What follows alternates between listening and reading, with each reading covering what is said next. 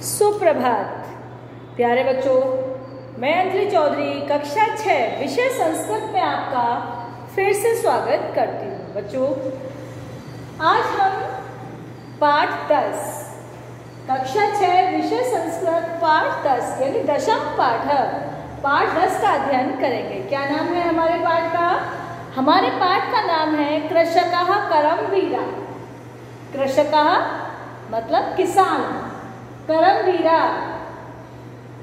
बाधाओं में भी कार्य करने वाला वीर मतलब करमवीर। बच्चों, ये मैंने आपको कल पाठ पढ़ाया था, मैं समझाया था, तब आपको बताया था किसान किस तरीके से बाधाओं में भी निरंतर अपना कार्य करता रहता है। तभी तो हम किसान को अन्नदाता कहते हैं। किसान के द्वारा ही मनुष्य को जीने के लिए, खाने पीने की ज़्यादातर सभी वस्तुएं प्राप्त होती हैं। तो कौन किसान को क्या बताया गया है? बाधाओं में भी कार्य करने वाला करमवीर यानी कृषक का करमवीर। चलिए समझते हैं आज हम पाठ को। इसमें श्लोक दिए हुए हैं, ये मैंने आपको पढ़ा दिया, समझा दिया, आज इसको लिखवाऊंगी मैंने। सूर्यस्तपतु मेघा वा वर्षन्तु विपुलं जलम्, कृषिका कृषको नित्यम शीतकाले कर्मठो। बच्चों, सूर्यस्तपतु यानी सूर्य की गर्मी में, जब सूर्य तपता है तब भी तो हम चलिए बताते हैं आपको अर्थ। सूर्यस्तपतु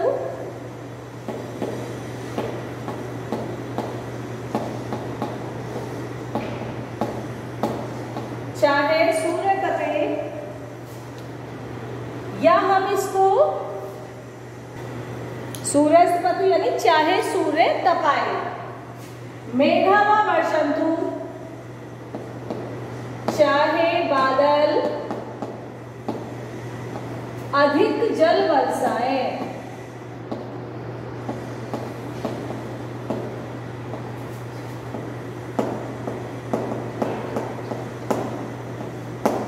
चाहे बादल अधिक जल बरसाएं, कृषिका कृषको किसान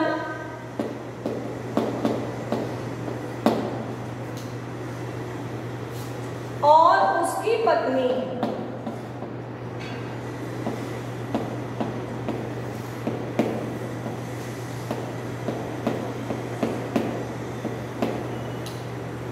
यहाँ पे कृषिका यानी पुरुष किसान, कृषिको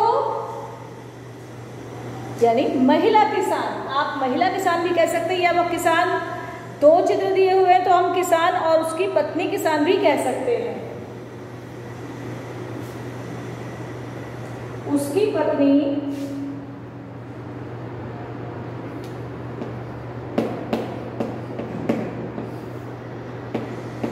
दोनों हमेशा सर्दी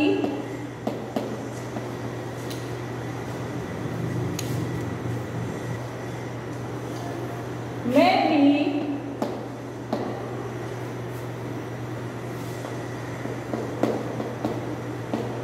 कार्य करते रहते हैं।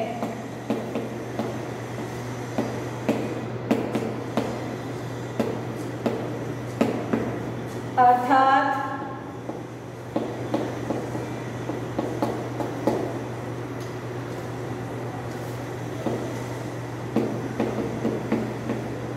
किसान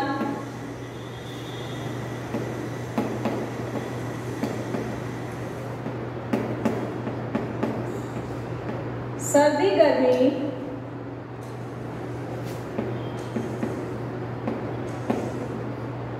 बारिश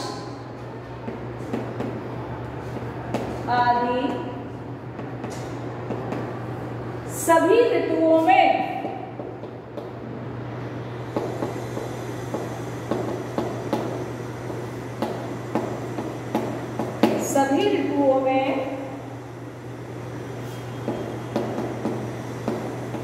सदा खेत में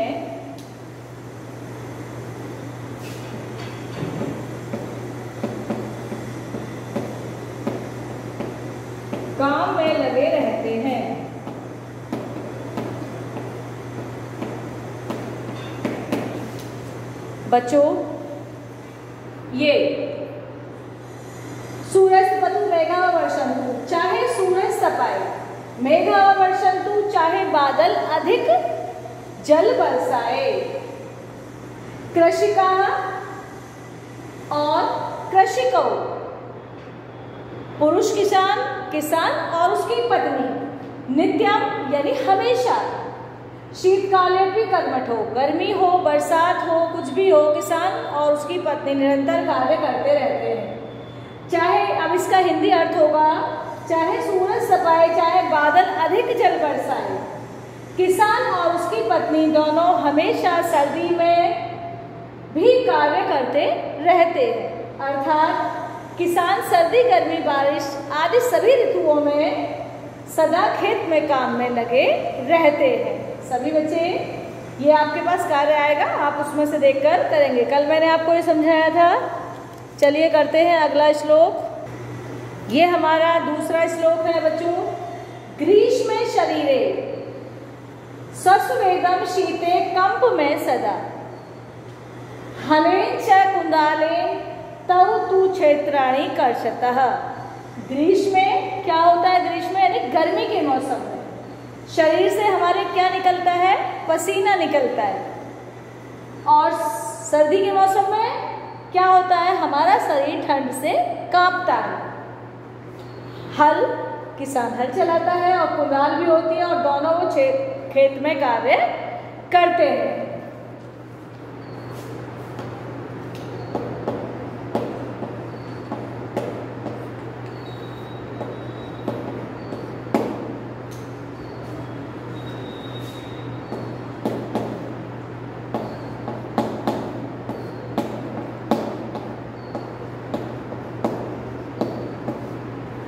गर्मी में उनका, किसका?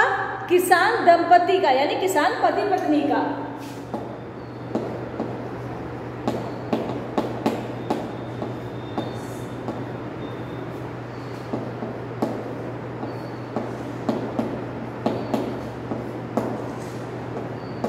किसके लिए बताया गया है? गर्मी में उनका यानी किसान दंपति का शरीर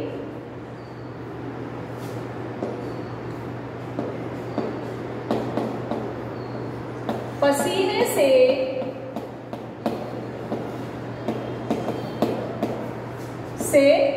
युक्त, पसीने से युक्त मतलब पसीने से लथपथ।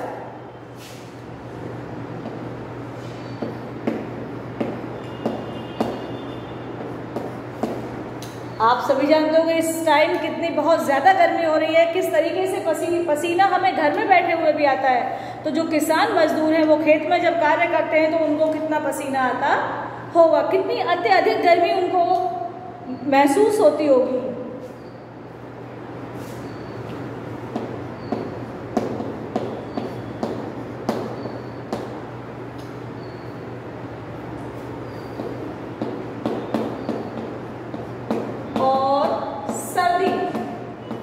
बच्चों गर्मी और सर्दी दो तरीके से लिख सकते हैं। हम पूरा रह भी बना सकते हैं, इसमें हम आधा रह भी बना सकते हैं। जैसे सर्दी, और हम सर्दी ऐसे भी लिख सकते हैं, ऐसे। इसी तरीके से गर्मी भी लिखी जा सकती है।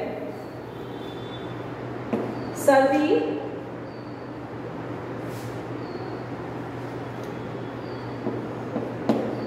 में ठंड से कांपता है।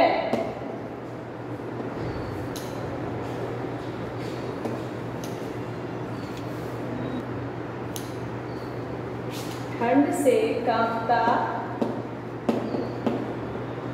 रहता है, फिर भी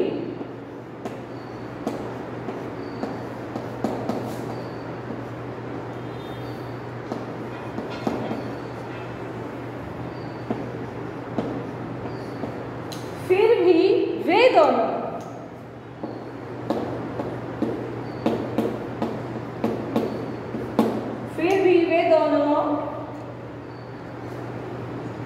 हल और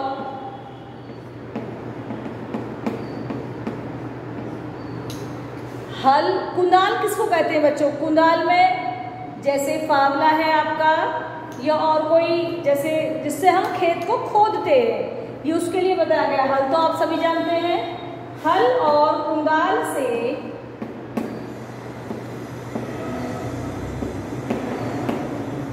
खेत को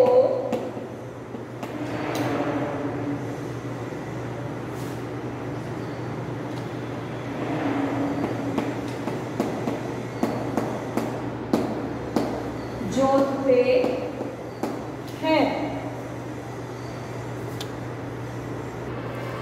तो किसी से हल और कुंदाल से खेतों को जोतते रहते हैं, अर्थात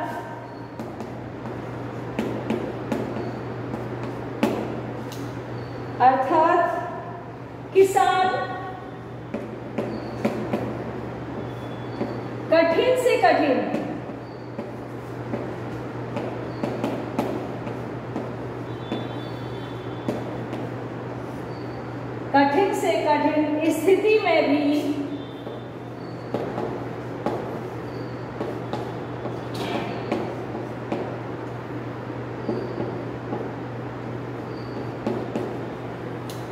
कठिन स्थिति में भी अपने खेत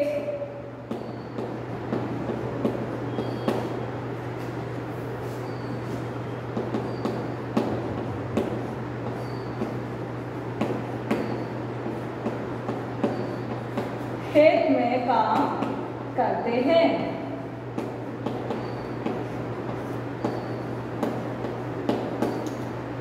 मैं थोड़ा जल्दी लिख रही हूं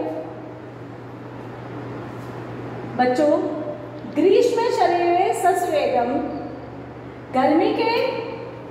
गर्मी में उनका यानी किसान पति पत्नी का शरीर पसीने से युक्त यानी पसीने से लथपथ रहता है। शीते कंप में सदा, और शीत ऋतु में यानी ठंड के मौसम में शरीर कांपता है ठंड से। हले च कुंदाले, फिर भी कांपता रहता है।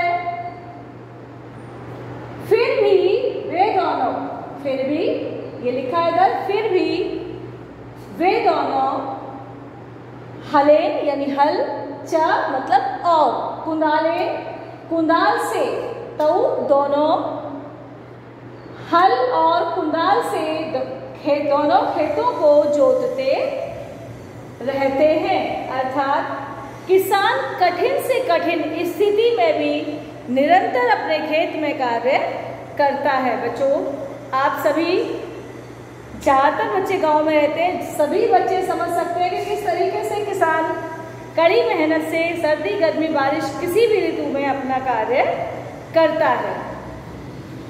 बहुत अच्छे से मैंने कल आपको पढ़ा भी दिए थे और आज आपको लिखने के द्वारा भी समझा दिए हैं। सभी बच्चे इनको अच्छे से याद करेंगे।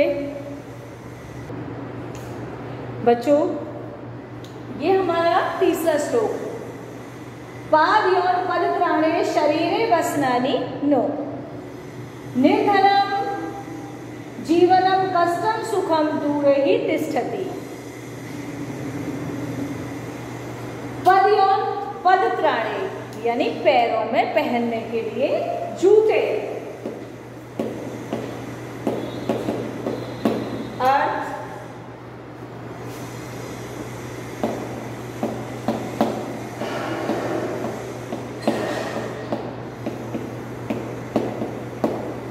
पैरों में जूते नहीं हैं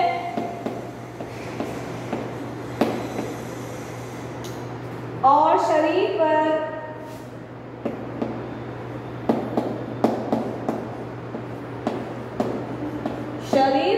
कपड़े,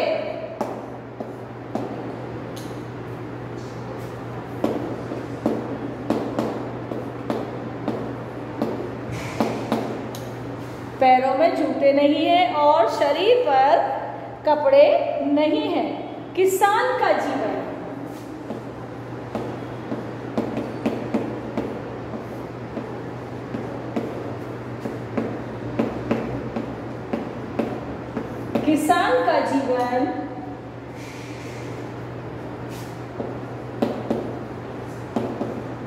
बहुत निर्धन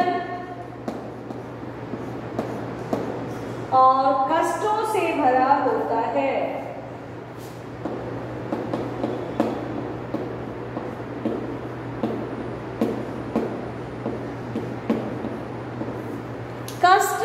कष्ट में मतलब कष्टों से भरा है। सुख तो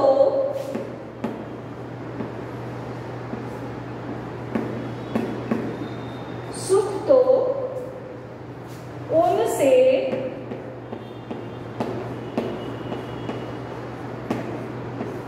दूर ही रहता है।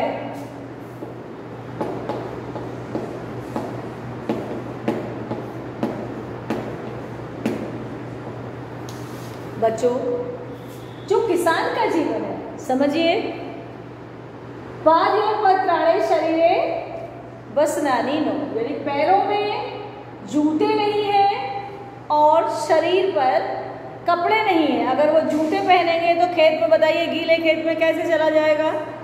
जब किसान पानी लगाता है तो ज्यादातर नंगे पैर ही लगाएगा, जूते पहनकर नहीं लगाया जा सकता। किसान के पैर में जूते नहीं है और शरीर पर कपड़ा नहीं है। निर्धनम जीवनम कष्टम सुखम दूरे ही तिष्ठन्ति। निर्धन किसान के जीवन से, यानी किसान का जीवन बहुत निर्धन होता है। निर्धनम कष्ट में, यानी कष्ट में। निर्धन तो गरीब तो सब मान लीजिए बहुत लोग होते हैं, लेकिन उनको सर्दी में काम करना नहीं पड़ता, सो सकते हैं वो रात को। लेकिन किसान को अगर लाइट रात में आएगी तो रात को ही उसे पानी, सर्दी के मौसम में पानी लगाने के लिए जाना पड़ेगा। तो कष्ट में, यानी कष्ट उसके दुख रहते हैं। सुख तो उनसे दूर ही रहता है, यानी किसान के जीवन से सुख तो दूर ही रहता है। सभी बच्चे ये कार्य अपनी कॉपी में स्पष्ट व साफ साफ लिखेंगे व याद करेंगे। कल मैं आपको बेटा इससे अगला और इससे अगला भी कार्य कराऊंगी। अब आपके याद करने का टाइम है। एक बार, सिर्फ आपको एक बार ही पढ़ना है। यदि आपने लिखने के बाद एक बार पढ़ लिया तो समझ लीजिए सिर्फ आपको दोबारा दोहराने की ही जरूरत पड़ती है और हमें अपने आप ही याद हो जाता है। बार बार ये नहीं कल पेपर है याद करेंगे। आप जितना भी रोज का काम करते हैं उसे एक बार पढ़िए शाम को और रख दीजिए। चलिए, धन्यवाद।